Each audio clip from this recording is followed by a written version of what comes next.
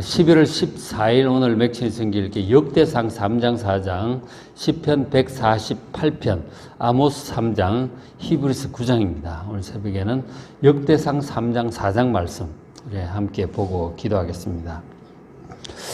역대상은 이제 그 전체가 다윗에 관해서 기록을 하는 거예요. 역대상이 다윗이 어떻게 왕이 되었고 어떻게 다스리고 마무리를 하고 죽었는지 다윗에 관한 기록인데 그 앞부분에 1장부터 10장까지는 아담부터 다윗까지 족보를 이제 정리를 해요. 그러니까 다윗 왕에 이르기까지 족보죠. 아담부터 쭉 해서 족보를 다 정리를 해요. 하는데 앞에 이제 2장에서는 다윗이 속한 유다지파, 12지파 다 소개하지만 특별히 유다지파를 먼저 소개를 해요. 2장에서는 유다지파에 대해서 소개를 쭉 한 다음에 그리고 3장에 오늘 이제 볼 내용은 유다지파 안에서도 다윗 왕의 가문이죠.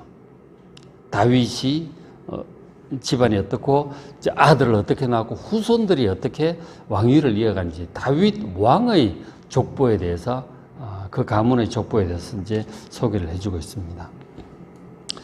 자, 3장 1절 보면 다윗이 이제 헤브론에서 낳은 아들, 헤브론은 남쪽 유다의 이제 왕이 되었어요. 처음에 왕 될 때 전체 왕 된 게 아니고 남유다의 왕이 되었어요. 그래서 헤브론에서 왕을 하다가 북쪽에 이제 그 사울 왕의 아들하고 이제 대결하다가 한 7년 만에 다 이기고 전체 왕이 되잖아요. 그렇게 예루살렘에서 이제 왕이 되는데 일단 헤브론 남유다의 이제 왕이 되었을 때 그때 아들을 6명을 낳아요. 보면 아내들이 여럿이죠.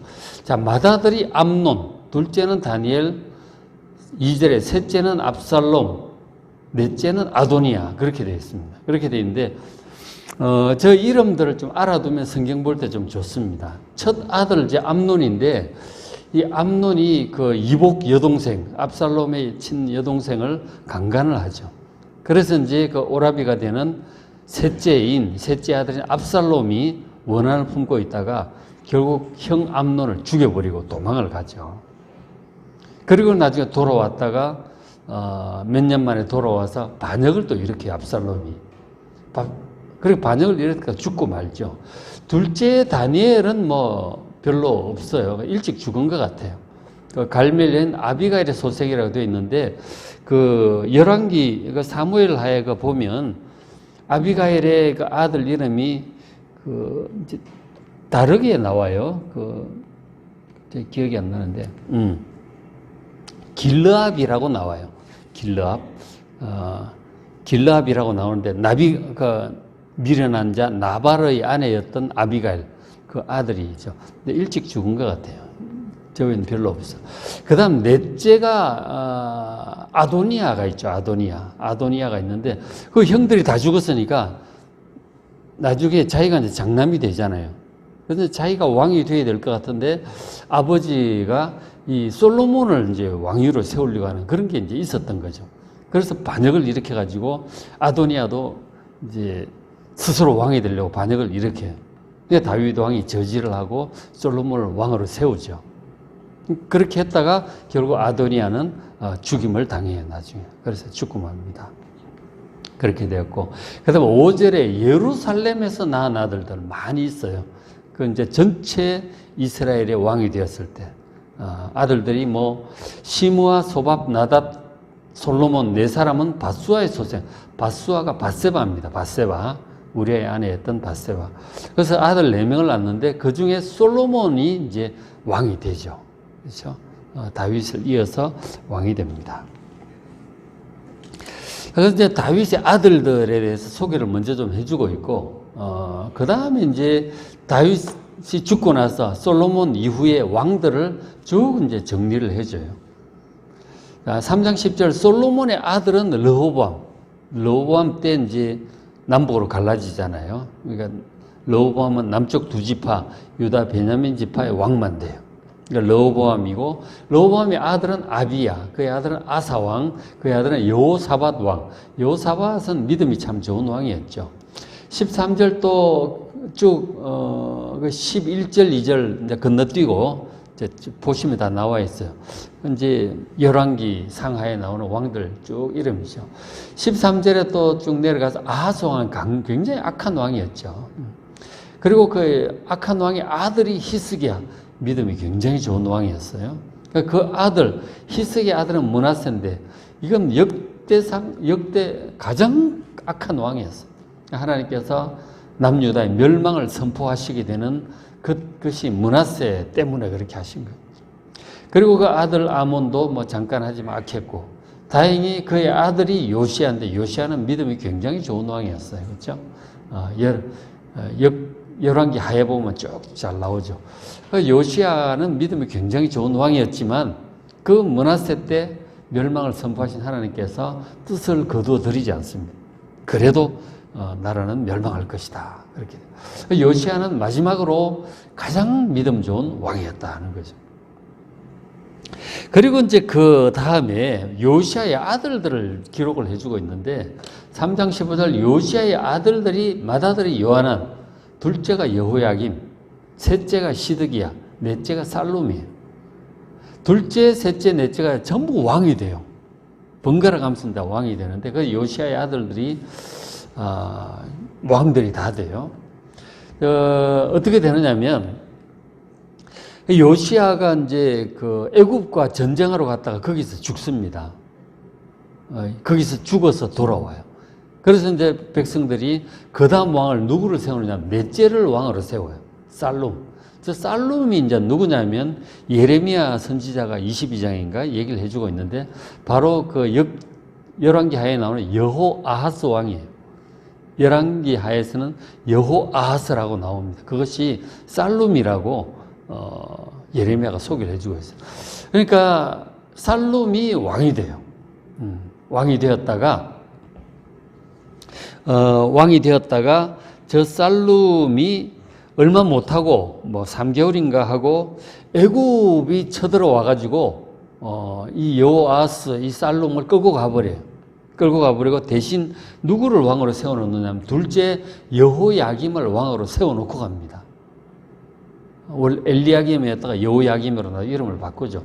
여호야김이 이제 왕이 되었다 11년인가 하고 이제 죽고, 그 다음에 여호야김 다음에 여호야김이 왕이 돼요. 여호야김의 아들, 16절에 나오는 여호야김의 아들들은 그의 아들 여고냐라고 나오죠.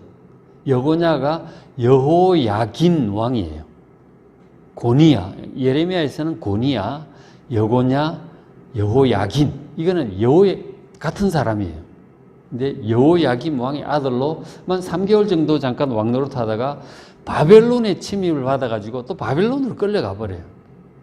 여고니야, 여호야긴 왕이죠.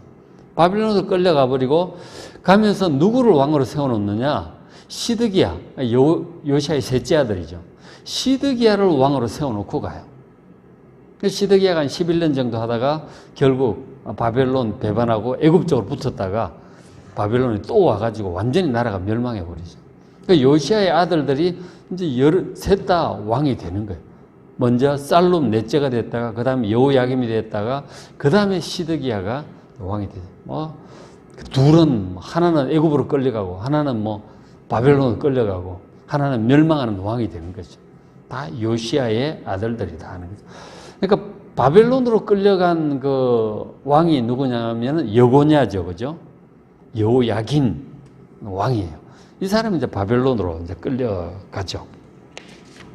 그렇게 되는데, 그래서 그 다음에 이제 얘기해 주는 게 바벨론으로 끌려간 여호야긴, 여고냐에 대해서 얘기를 해주고 있어요. 3장 17절 사로잡혀간 여고냐의 아들들, 이 왕이잖아요, 그죠? 여호야긴 왕의 아들들 다 왕족이에요. 거기 보면 그의 아들 스알디엘이 나와요. 그리고 또 말기람, 부다야, 세낫살도 나옵니다. 이것도 다 이제 여고냐의 아들 왕족이죠. 그리고 또 그 왕족 중에 부다야가 있어요. 부다야의 아들이 19절에 부다야의 아들들은 스룹바벨이 또 나옵니다. 그 노란색으로 표시한 스알디엘, 세낫살은 그 보면은 세스바살이라고도 이제 표기가 돼요. 나중에 그 에스라, 느헤미야 이런 데 보면 족보들이 나오거든요. 포로로 끌려간 사람 족보가 나오는데 세스바살이라고 나오고, 그 다음 스룹바벨도 나오잖아요. 그 총독으로 돌아와가지고 예루살렘 성전을 다시 재건하는 그 일을 하는. 그러니까 저 스알디엘, 세나살, 스룹바벨 이름 다 나와요. 그 에스라, 느헤미야 이런 데 보면. 근데 이 사람들은 회복기, 70년 포로 생활 이후에 이제 지도자들인데 그 다 왕족이다 하는 거죠. 여고냐의 후손이니까 왕족이다. 그리고 이제 이렇게 해서 그 다윗 가문과 왕족들의 어떤 계보에 대해서는 쭉 여기까지 얘기를 해요. 하고. 그리고 이제 그리고 4장으로 넘어가요. 4장 넘어가는데 4장이 앞부분에 보면은 유다 지파 중에서 기타 자손들, 물론 2장에도 유다 자손 전체도 얘기를 했지만 빠진 부분들이 있잖아요. 유다 자손에 대해서 굉장히 자세히 유다 지파는 설명을 해요. 2장, 3장, 4장 앞부분까지 하는데 4장 앞부분에 나와 있는 유다 자손 중에서 그 유명한 야베스가 이제 기록이 돼요. 야베스의 기도가 나오잖아요. 근데 야베스가 유다 지파 안에서 어떤 가문에서 이렇게 된지 뭐 앞뒤가 정확히 설명이 없어요. 어떤 가문의 사람이 유다 지파 안에서 어느 집안 뭐 사람이었는지 그다지 뭐 그렇게 소개가 없어요. 그냥 달랑에 이렇게 이름만 나오고 그가 했던 기도만 나오는 거죠. 우리는 이제 야벳의 축복 이래가지고 굉장히 강조를 많이 하고 있는데 성경상으로 볼 때는 뭐 그렇게 대단한 인물은 아닌 거죠. 딱 이 사람이 했던 기도 그것만 나오고 있는데 너무 더 강조되는 면이 있죠.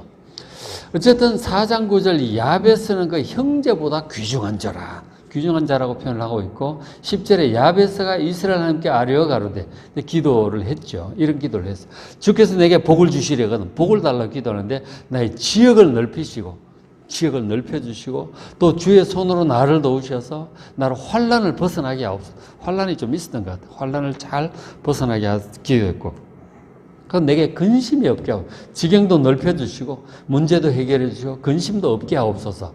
평범한 기도죠. 그죠? 네, 우리가 늘 할 만한 그런 평범한 기도예요. 했더니 하나님이 그가 구하는 것을 허락하셨더라. 기도하면 응답하신 하나님. 이 야베스라고 하는 인물에 대해서 잠깐 이렇게 소개를 해주고 있습니다. 하여간 기도하면 응답하신 하나님에 대해서 이제 얘기를 해주고 있죠. 그 다음에 이제 4장 앞부분은 이렇게 유다 지파의 나머지 자손들에 대해서 이렇게 좀 얘기를 해주고 있고, 그리고 이제 그 4장 뒷부분에 가면 유다 지파 다음으로 시므온 지파의 계보를 설명을 해주고 있어요. 이 시므온 지파하고 유다 지파는 아주 형제인데 아주 바로 뭐 셋째 넷째 이렇잖아요. 그죠? 이렇게 되어 있는데 그 야곱의 셋째 넷째잖아요. 그래서 굉장히 가까운데 그러니까 유다 지파 다음으로 바로 설명을 해주고 있는 거죠. 가까운데 어떤 거냐면 이제 가나안 땅 처음에 여호수아 때 점령에 들어왔을 때 다들 이제 땅을 정복하잖아요. 유다 지파가 땅을 굉장히 많이 정복을 해요. 그 남쪽에. 물론 이제 갈렙이 지도자로 있었기 때문에 그랬겠죠. 굉장히 적극적으로 나서가지고 남쪽 다 굉장히 넓은 땅을 점령을 해요. 그래서 땅 나눌 때 유다 지파 그렇게 해요. 우리 땅이 너무 넓다. 시몬 너희들이 들어와서 우리 같이 살자 이렇게 된 거죠. 유다 지파 안에 시몬 지파 땅을 이렇게 떼준 거예요. 그러니까 이 시몬 지파는 어떻게 보면 유다 지파에 포함돼 가지고 그 얹혀서 이제 그렇게 같이 지냈던 것 같아요. 워낙 유다 지파가 막강했었으니까. 그 갈렙 때문에 그러니까 갈렙이 믿음이 좋아서 여호수아 갈렙이 들어가잖아요. 그래서 아주 유다 지파가 막강했고 거기에 이제 시몬 지파를 얹혀서 이제 함께 같이 이렇게 지냈던 거죠. 그래서 시몬 지파 족보들을 쭉 얘기를 좀 해주고 있는데 뭐 크게 유명한 사람은 없어요. 뭐 크게 뭐 그런 사람은 없어요. 없는데 이제 역대상 4장 거기서 시므온 지파가 정복 사역을 했던 일을 좀 기록을 해주고 두 가지 11개는 없죠. 그러니까 기본적으로는 유다 지파에 얹혀 살았는데 살다가 이제 자기 땅을 정복하는 그 내용을 후대에 가서 한 2가지 정도 기록을 해주고 있어요. 4장 39절에 그들이 시몬 지파 사람들이 양떼를 위해서 목장을 구하고자 하여 골짜기 동쪽 그돌 지경에 갔어요. 그러니까 뭐 그돌이 어딘지 뭐 정확히 알 수는 없는데 어쨌든 이 목장이 땅이 좀 더 필요했던 거죠. 염소 키우는데 땅이 부족했던 거예요. 좀 더 이 목초지 좋은 데가 없는가 찾아다니다가 그돌 쪽으로 가보니까 40절에 기름지고 아름다운 목장을 발견해요. 아주 뭐 목양하기 좋은 그런 걸 발견한 거예요. 그래서 그것을 공격해서 정복을 해요. 그쪽을 정복을 합니다. 그래서 이제 그 땅이 넓고 안정되고 평안한 좋은 땅이었어요. 그래서 정복을 했다. 그래서 하는데 41절에 유다왕 히스기야 때 정복을 해요. 한참 뒤죠, 그죠? 여호수아보다는 한참 뒤에 히스기야 시대에 그것을 공격해가지고 점령을 해요. 그래서 그들의 장막을 쳐서 무찌르고 모우님 사람인가 뭐 그런 있었어요.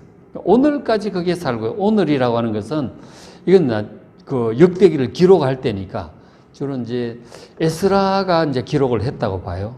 그러니까 나라가 멸망하고 70년 후에 돌아와가지고 하잖아요. BC 400 몇 년대 이렇게 되는데 그 에스라 시대까지 이제 포로기 이후까지 이 시몬 지파 사람들이 그거 잘 살고 있다라고 기록을 하고 있는 거죠. 히스기야 때 정복한 그 땅에 쭉 시몬 지파 사람들이 잘 살고 있다고 기록해 주고 있습니다. 하나 그렇게 있고 또 하나는 이제 뭐냐면 4장 42절에 또 시몬 자손 중에 500명이 또 가서 정복한 예가 또 있었어요. 뭐 어느 시대인지 모르겠지만 이시 아들 블레아다 느아랴 르바야 우세를 두목으로 삼고 지도자들이죠. 이 사람을 장군으로 삼아가지고 어디를 갔냐면 세일산으로 갔어요. 세일산은 에돔 족속이 사는데 요단강 건너편 저쪽에 에돔 족속들이 사는데 그쪽으로 가가지고 이제 아말렉 사람을 쳐요. 에돔 사람들의 일족이죠. 그래서 43절에 피시나에 살아남은 아말렉 사람을 치고 오늘까지 거기 거주하고 있더라 하는 거죠. 시몬 지파 사람들이 요단강 건너 에돔 지파에 있는 세일산으로 가서 아말렉 사람을 치고 그 땅을 정복했다 라고 또 기록을 해주고 있습니다. 그러니까 이제 처음에는 이제 막강한 지파, 형제 지파, 유다 지파에 얹혀서 이렇게 살다가 아무래도 좀 자기 땅이 부족했겠죠. 그러니까 후손들이 가서 일부 이렇게 점령한 이 사건들을 기록하고 있죠. 누구든지 어쨌든 자기 몫은 자기가 정복해야 되는 거예요. 그죠? 힘 있는 사람이 도와줄 수 있지만, 도움 받을 수도 있지만, 그럼에도 불구하고 또 자기 영역은 자기가 개척해야 될 부분이 누구에게나 있는 거죠. 우리가 자녀들도 키우지만 처음에는 부모에게 의지하다가 성장하면 또 자기 영역을 개척해 가잖아요. 딸은 딸대로, 아들은 아들대로 다 각각 자기 영역을 개척해 가는 거예요. 사람이란 원래 그런 거예요. 그죠? 온 땅을 정복하고 다스리라고 그러셨잖아요. 자기에게 주어진 영역을 정복하고 다스려 가는 것이죠. 그게 이제 사람이다 하는 거죠. 그래서 이제 오늘 이 3장은 유다 지파 중에서 왕족 다윗 그 후손들 계보를 정리하고 4장 앞부분은 유다 지파 기타 자손들, 그게 특별히 야베스에 대한 내용이 나오고 4장 후반부는 유다의 형제 지파인 그 시몬 지파의 계보와 정복 사역을 정리를 잘 해주었습니다. 자, 오늘 맥체인 성경의 역대상 3장 4장 제가 설명해 드렸고 시편 148편 시편 끝나가죠. 아모스 3장, 히브리서 9장 말씀 잘 읽으시고 은혜 많이 받으시기 바랍니다.